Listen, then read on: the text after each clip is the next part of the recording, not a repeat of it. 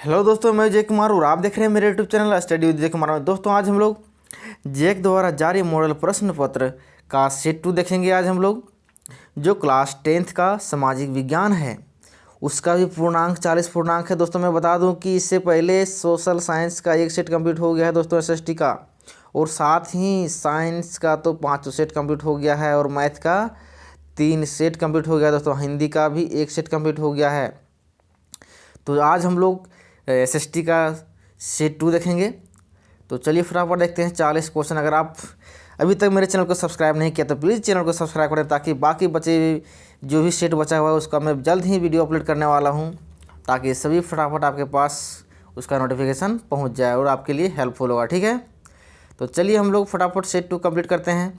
और हाँ, जितने भी आपके सभी दोस्त हैं उसके पास शेयर करने का प्रयास कीजिए इस वीडियो को, ताकि सभी के लिए हेल्पफुल होगा। ठीक है, तो चलिए देखते हैं क्वेश्चन नंबर 1 क्या बोल रहा है। एसएसटी का सभी क्वेश्चन इंपॉर्टेंट है दोस्तों, इसलिए बढ़िया से अच्छी तरह से पढ़ना है और एग्जाम में एकदम पूरा गर्दा उड़ा किया जाना है। ठीक है, तो क्वेश्चन नंबर 1 बोलता है कि 1789 ईस्वी में फ्रांसीसी क्रांति का समय किसका शासन था।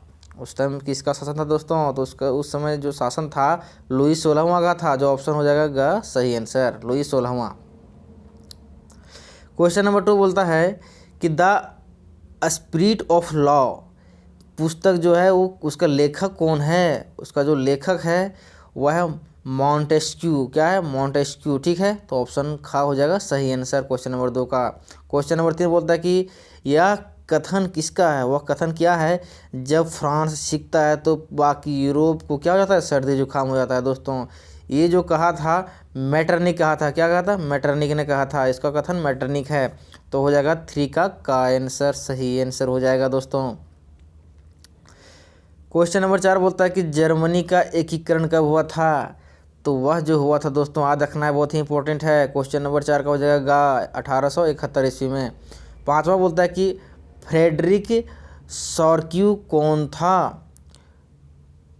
ओ सॉरी, फ्रेडरिक सॉर्यू कौन था। तो फ्रेडरिक सॉर्यू था जो दोस्तों फ्रांसीसी का एक चित्रकार था। क्या था? फ्रांसीसी का एक चित्रकार। तो 5 का हो जाएगा ऑप्शन नंबर का इज राइट आंसर। अब क्वेश्चन नंबर 6 बोलता है गांधी जी जो थे दक्षिण अफ्रीका कब गए थे। उसका डेट ईस्वी बताइए। तो ईस्वी जो है वह गए थे 1893 ईस्वी में दोस्तों। तो हो जाएगा 6 का घ ऑप्शन सही आंसर। अब 7 में देखते हैं चोरा चोरी में हिंसात्मक घटना कब हुई थी। चोरा चोरी जो घटना हुआ था वह कब हुआ था उसको बताना है। तो 5 का हो जाएगा का 5 फरवरी 1922 ईस्वी को दोस्तों। तो अब देखते हैं अगला क्वेश्चन की ओर बढ़ते हैं। फटाफट आपको अच्छी तरह से याद रखना है, बार बार रिपीट करके थोड़ा सा रिवाइज करना भी है, ताकि क्या होगा एग्ज़ाम के लिए हेल्पफुल होगा। नहीं तो एक बार देखने से आपको कभी भूल भी सकते हैं। चलिए 8 नंबर देखते हैं कि रॉलेट एक्ट कब पारित हुआ था। जो रॉलेट एक्ट था वह कब पारित हुआ था दोस्तों? वह 1919 ईस्वी में हुआ था। ठीक है, तो हो जाएगा 8 का आंसर सही आंसर। बोलते वंदे मातरम जो गीत है वो किस पुस्तक से लिखा गया था, मतलब लिया गया था। ठीक है, तो वह जो था आनंद मठ से लिया गया था। तो आनंद मठ कौन सा ऑप्शन में है? तो हो जाएगा का नंबर सही हो जाएगा 9 का। अब देखते हैं क्वेश्चन नंबर 10 क्या बोलता है कि बापू किन्हें कहा जाता है। तो बहुत ही आसान क्वेश्चन है दोस्तों, ये तो क्या दूसरा तीसरा क्लास वाला भी टिक लगा देगा। तो हो जाएगा 10वां का हो जाएगा खा, महात्मा गांधी जी को कहा जाता है। अब आगे 11th में कि समाप्यता जो उसके आधार पर संसाधन कितने प्रकार के होते हैं। तो उसके जो होते हैं 2 प्रकार। क्या होता है? 2 प्रकार। ठीक है, तो हो जाएगा 11 का ऑप्शन सही हो जाएगा। अब 12 बोलता है कि निम्नलिखित में से किस राज्य में सीढ़ीदार खेती की जाती है। मतलब सीढ़ीदार जो है खेती की जाती है, तो वह जो है उत्तराखंड में किया जाता है दोस्तों। उसको अच्छी तरह से याद रखना है। 12 का हो जाएगा घा ऑप्शन सही, उत्तराखंड। अब 13 बोलता है कि पूर्वी तट के नदी डेल्टाओं पर किस प्रकार की मृदा पाई जाती है दोस्तों? पूर्वी तट के। ठीक है, तो वहाँ जो पाई जाती है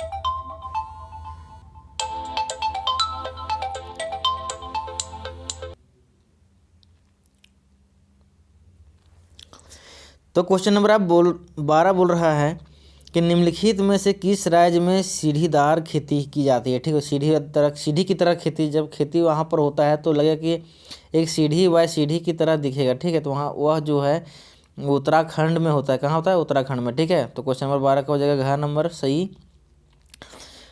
अब देखते हैं 13 नंबर में बोला कि पूर्वी तट के नदी डेल्टाओं पर किस तरह की मिट्टी पाई जाती है वहाँ पर। ठीक है, किस तरह की मिट्टी पाई जाती है, तो वह है जलोढ़ मिट्टी। क्या है? जलोढ़ मिट्टी। ठीक है, क्वेश्चन नंबर 14 बोलता है कि किस मृदा को रेगर या स्वतः जुताई वाली मृदा भी कहते हैं, तो वैसे मिट्टी को बोलते हैं काली मिट्टी। क्या बोलते हैं? काली मिट्टी। ऑप्शन का सही आंसर हो जाएगा 14 का। अब देखते हैं 15 नंबर में क्या बोलता है, 15 से देखते हैं। बोला कि इनमें से कौन सा संरक्षण तरीका समुदायों की सीधी भागीदारी नहीं करता है। जो भी समुदाय को सीधी मतलब संरक्षण का डायरेक्ट भागीदारी नहीं होता है, वह क्या होता है कि वन्य जीव पशुहार का परिसीमन, इसका जो है डायरेक्ट सीधी भागीदारी नहीं होता है, नहीं करता है। ठीक है, संरक्षण का तरीका का, तो घ ऑप्शन सही हो जाएगा। अब 16 बोल रहा है कि भारत जैव विविधता में समृद्ध देश है।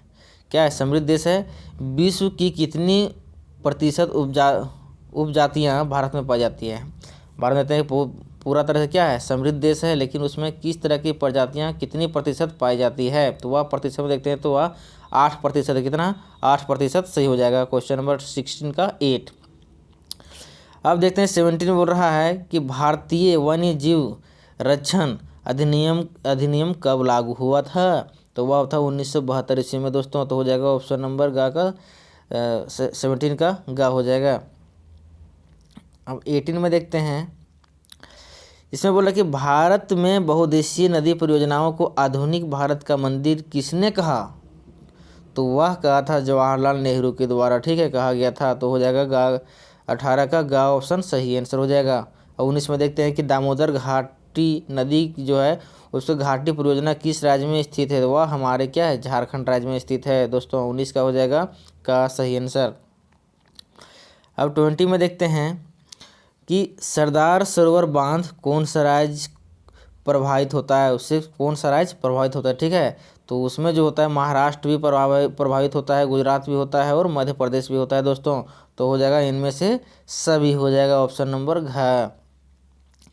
अब एक बोलता है कि औसत आय जो था प्रति व्यक्ति आय की गणना किस प्रकार की जाती है। जैसे प्रति व्यक्ति का आय की गणना जो है कि हर व्यक्ति के का इनकम कितना है, आय कितना है, स्रोत कितना है, उसका औसत निकालने के लिए क्या कैसे उसका फॉर्मूला क्या है, तो उसको देखते हैं कि देश की जो कुल आय है, देश की जो कुल आय है ऊपर में लिखते हैं और बाटे में कुल जनसंख्या लिख देते हैं। ठीक है, कुल जनसंख्या से अगर डिवाइड करते हैं तो हमारा क्या निकलता है? प्रति व्यक्ति आय निकल जाता है। ठीक है, तो हो जाएगा ऑप्शन नंबर 21 का सही हो जाएगा।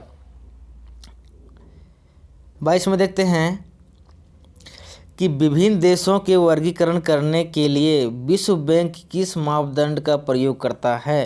मतलब कि अलग अलग देशों को जो वर्गीकरण करता है विश्व बैंक जो है वह किस मापदंड किस आधार पर क्या करता है? अलग अलग करता है, वर्गीकृत करता है। ठीक है, तो वह जो होता है प्रति व्यक्ति आय के अनुसार से दोस्तों। तो हो जाएगा 22 का ऑप्शन सही आंसर हो जाएगा। तो इसमें बोल रहा है कि नवीकरणीय संसाधन का उदाहरण क्या है, कौन सा ऐसा एग्जाम्पल यहाँ पर दिया है जो क्या है? नवीकरणीय। ठीक है, तो वह ऐसे कोयला हो गया, नवीकरणीय है क्या? पेट्रोल नवीकरणीय है क्या? भूमिगत जल ये क्या है? नवीकरणीय है। क्या है? कोयला यार नवीकरणीय है क्या कि इसको क्या करते हैं एक बार क्या हो जाएगा कि धीरे धीरे खत्म होता जा रहा है, तो नवीकरणीय जो है वो भूमिगत जल है। क्या है? भूमिगत जल क्या है? नवीकरणीय संसाधन है। ठीक है, अब देखते हैं यहाँ पर 24 में कि लोगों के विकास के लक्ष्य, लोगों का जो विकास करता है वह लक्ष्य कैसा होता है, क्या होता है। ठीक है, तो वह है कि समान होता है, अपरिवर्तित होता है, तो इसमें भिन्न परस्पर विरोधी है। लोगों के विकास का जो लक्ष्य होता है क्या होता है? भिन्न अलग होगा और परस्पर विरोधी होता है। ठीक है, तो हो जाएगा ऑप्शन नंबर खास सही आंसर, भिन्न और परस्पर विरोधी। अब देखते हैं 22 नंबर क्या, 22 नंबर 24 नंबर हो गया। 25 नंबर देखते हैं। 25 नंबर क्या बोलता है कि रामू एक किसान है। क्या? एक किसान है जिसने अधिशेष गेहूं को एक आटा मिल के मालिक को 10 रुपये प्रति किलोग्राम की दर से बेच देता है। मालिक ने बिस्किट कंपनी में आटा प्रति 15 रुपये की दर से बेच देता है। ठीक है, कंपनी क्या करता है? मालिक बिस्किट कंपनी को 15 रुपये आटा बेचता है। तो बोला कि बिस्किट कंपनी ने आटे के साथ चीनी, एक क्या चीनी के जो चीज़ था, चीनी एवं तेल की जैसी जो क्या था जैसी चीज़ों का उपयोग कर बिस्किट के 4 पैकेट बनाई और क्या की बाजार में उपभोक्ताओं के 80 रुपये में प्रति पैकेट बेचने शुरू कर दिया। तो बोला कि सकल घरेलू उत्पाद की गणना में उपयुक्त में से किस वस्तु के मूल्य को लिया जाएगा। तो किस वस्तु का मूल्य से, गेहूं का वस्तु का तो नहीं लेगा, आटा का भी तो नहीं लेगा, चीनी का भी नहीं, क्या लेगा, जो बिस्किट बना के बेचा तो बिस्किट का मूल्य लेगा, क्योंकि ये सभी से क्या है, बिस्किट निर्माण किया है। तो जो भी बिस्किट में उचित लागत होगा उसी का क्या रहेगा, वो रेट फिक्स करेगा बिस्किट के हिसाब से। ठीक है, तो 25 का हो जाएगा, घ ऑप्शन सही हो जाएगा। बोला कि विनिर्माण की क्रिया किस क्षेत्र का भाग है।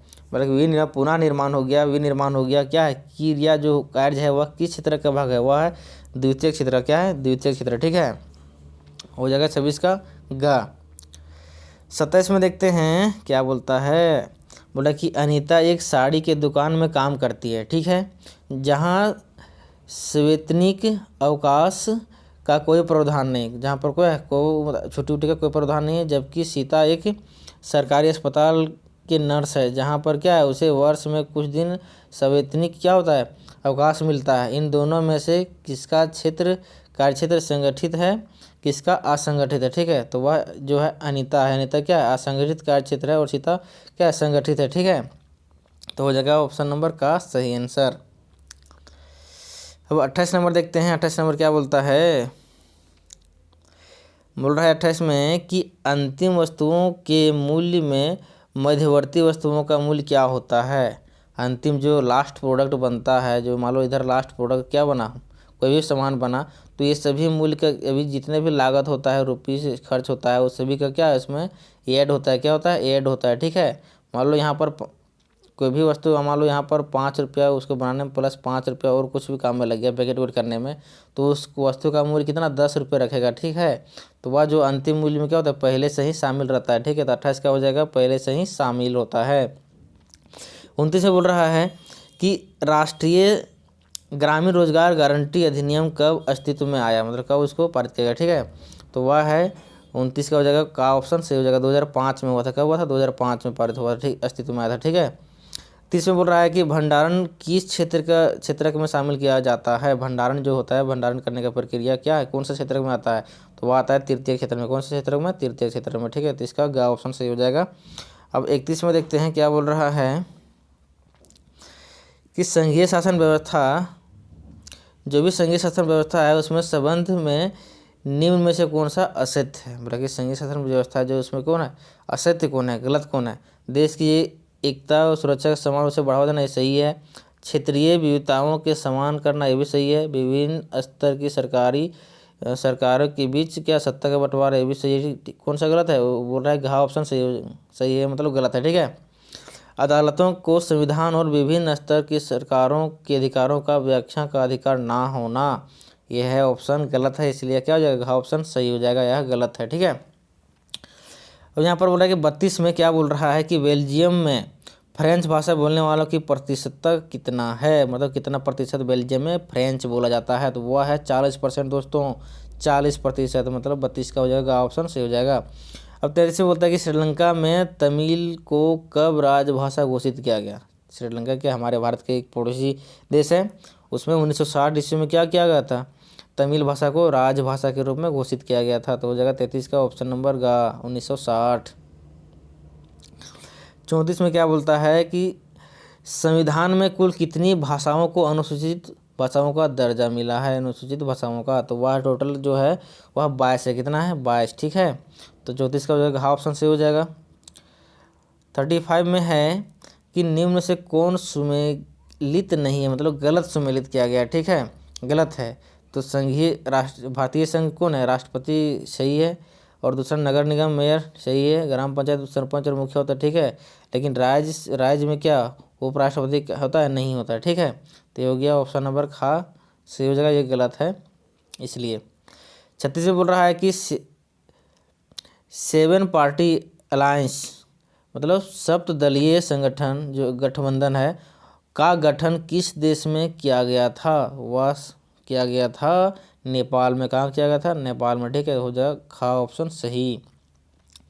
अब 37 में बोल रहा है कि बोलीविया किस महादेश में अवस्थित है? कौन सा महादेश में अवस्थित है? वो महादेश का नाम बोल रहा है। ठीक है, तो वह है लातिनी अमेरिका में। कहाँ उपस्थित है? लातिनी अमेरिका में। ठीक है, तो हो जाएगा खा ऑप्शन सही आंसर।